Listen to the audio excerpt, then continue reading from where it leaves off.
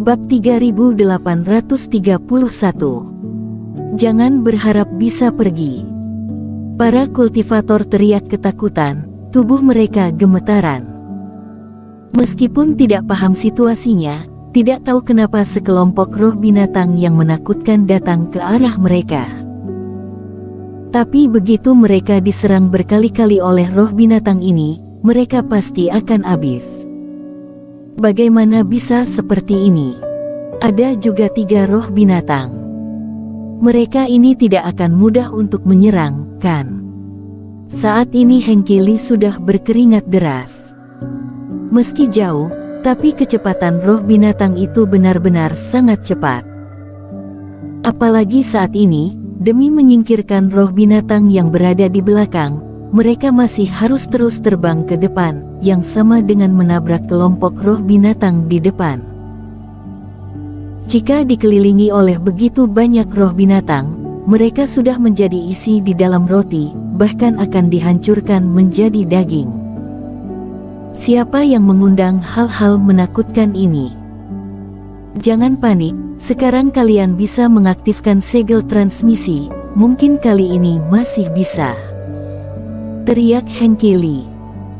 Meskipun sudah menghancurkan segel transmisi untuk bersaing, tapi sebagian besar masih ada.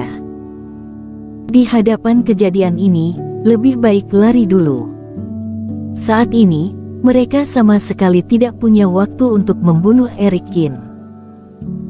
Selama menghidupkan segel transmisi, meski kondisi ruang kosong belum cukup stabil, setidaknya masih ada sebuah peluang. Bang-bang. Namun, ada seseorang yang tidak ingin memberi mereka kesempatan melarikan diri. Langit berguncang saat cahaya Reiki menyala di depan. Oh! Raungan keras ini segera mengguncang dunia. Di depan mata semua orang yang ketakutan, 22 naga muncul di kehampaan lalu segera bergegas ke arah mereka. Aku melihat ada orang di depan roh binatang ini. Ada orang yang meniru kita dan juga mengusir roh binatang itu untuk melawan kita. Pada saat ini, semua kultivator melihat Eric Qin yang menggunakan ilmu sihir dengan jelas. Mereka semua menjadi lebih ketakutan. Ternyata roh binatang yang datang itu bukan suatu kebetulan, melainkan sengaja dibawa ke sini oleh seseorang. Naga api ini terus mengaum di antara para kultivator, bahkan menyemburkan api. Para kultivator terus terganggu dan belum sempat mengaktifkan segel transmisi. Itu Eric Qin, aku telah tertipu. Mata Hengki Li menyipit, saat ini dia juga pertama kalinya melihat Eric Qin. Dalam sekejap, dia sudah mengerti segalanya. Di pihaknya sendiri, dia ingin memanggil banyak binatang roh untuk membunuh Eric Qin dan yang lainnya, tetapi Eric Qin tahu rencana mereka dan segera membalikkan keadaan. Teman Nicholas Zhang pasti sudah ditemukan sejak awal.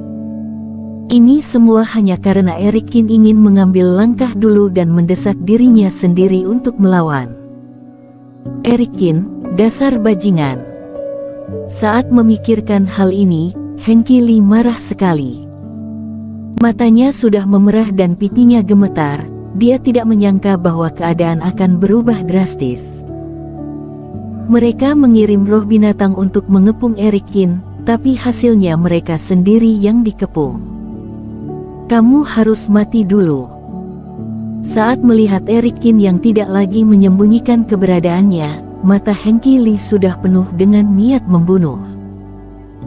Dia memegang tombak ekstra panjang, segera menusuknya untuk mengubah bayangan senjata ke langit. Setiap tusukannya seperti anak panah tajam yang menembus jiwa dewa, berhembus kencang ke arah Eric Qin. Dengan ekspresi yang sama, raut wajah Eric Qin terlihat tidak peduli sama sekali. Sambil memegang pisau Yueyang, dia menebas 7 cahaya pisau, menghancurkan 10.000 bayangan tombak. Bang-bang. Setelah itu, Eric Qin menghilang. Hengki Li merasa takut, tanpa sadar dia melawan. Bang-bang. Sebuah kekuatan hebat muncul seperti gunung runtuh, memberikan senjata ke tangan Hengki Lee lalu langsung ditanamkan ke seluruh tubuh dari kedua lengannya. Kekuatan anak ini seperti binatang buas zaman kuno, dia manusia atau klan iblis. Raut wajah Hengki Lee berubah secara dramatis, dalam sekejap, pakaiannya robek oleh kekuatan Erik Kin. Pada saat yang sama, tubuhnya benar-benar tidak terkendali hingga segera jatuh ke bawah. Selanjutnya, Erik Kin tidak terus menyerang Hengki Lee, tetapi berbalik dan bergegas menuju para kultivator kota F yang sedang panik. Bahkan Yundi punya sesuatu untuk menyelamatkan hidupnya. Hengki Lee tidak perlu ditanyakan lagi, dia pasti punya. Daripada membuang waktu bersamanya, lebih baik membunuh orang-orang ini. Celaka. Setelah bangkit langsung melihat Erik Kin bergegas menuju Yundi dan yang lainnya dengan ganas, Hengki Lee langsung ketakutan. Orang-orang ini adalah kekuatan utama kota F di hutan pagi kabut. Mereka juga merupakan eksistensi penting yang akan masuk rapat terbesar dan dapat menambah poin untuk kota F. Jika terjadi sesuatu pada mereka, performa kota F dalam daftar emas kali ini akan sangat terpengaruh. Namun, raungan Hengki Lee diabaikan begitu saja. Erik Kin begitu cepat, transisi alam semesta dikombinasikan dengan teknik menyelinap, dengan sekejap dapat mendatangi seorang kultivator dan meninjunya, atau sekadar menendang. Para kultivator kota F ini, bahkan jika tidak terluka parah, mereka tidak memiliki kesempatan untuk berteleportasi. Erik Kin, kamu sudah gila, roh binatang itu ada di mana-mana. Jika sekarang kamu tidak melarikan diri, kamu akan mati. Hengki Lee teriak dan bergegas menyerang lagi, tetapi serangannya masih diblokir oleh Erik Kin.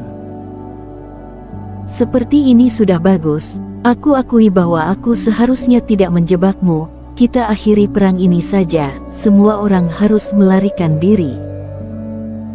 Begitu melihat roh binatang itu semakin mendekat, Hengki Lee mencoba menakut-nakuti Erik Kin agar segera berhenti.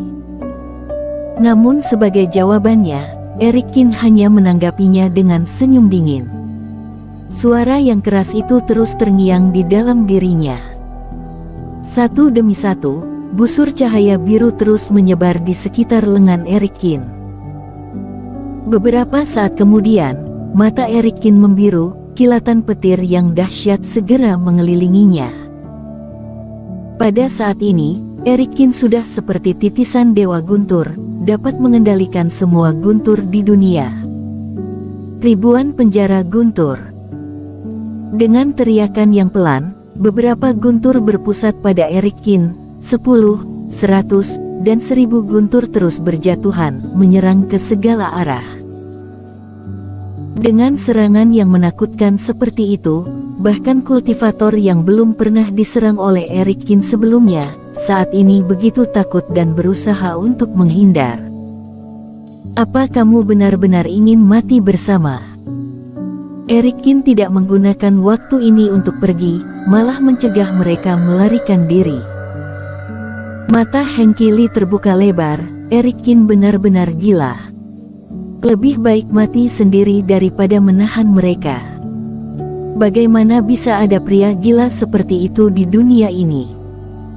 Pada saat ini, dia bahkan menyesal telah mengambil tugas yang begitu menakutkan hanya demi menyenangkan Yudhira Ying. Aku ingin membunuhmu, tapi apa boleh tidak membunuhnya? Bukankah sudah lebih baik terekspos seperti ini, kenapa harus saling membunuh? Tapi Hengki Lee tidak memikirkannya, rencananya bocor, dia dikepung, kultivator kota F hampir tidak bisa menahannya, dia baru berpikir untuk damai dengan Erik Kin. Jika Erik Kin tidak memperhatikan tindakan Hengki Lee sebelumnya, Hengki Lee tidak akan merasa kasihan sedikit pun ketika melihat semua binatang bergegas menuju Erik Kin dan yang lainnya, bahkan kemungkinan akan mundur. Oh! Tidak lama setelah guntur yang dikeluarkan oleh Erik Kin menyebar ke segala arah, Semua kultivator ketakutan dan jiwa dewa mereka hampir pecah. Mereka akhirnya merasakannya aura menakutkan dari roh binatang yang datang. Ribuan roh binatang telah menyerang di sekitar sini. Dalam suara gemuruh itu, roh binatang itu mengangkat kepalanya dan mengaum, bergegas menuju para kultivator kota F yang sudah panik dan ketakutan. Melarikan diri secara terpisah. Bersambung.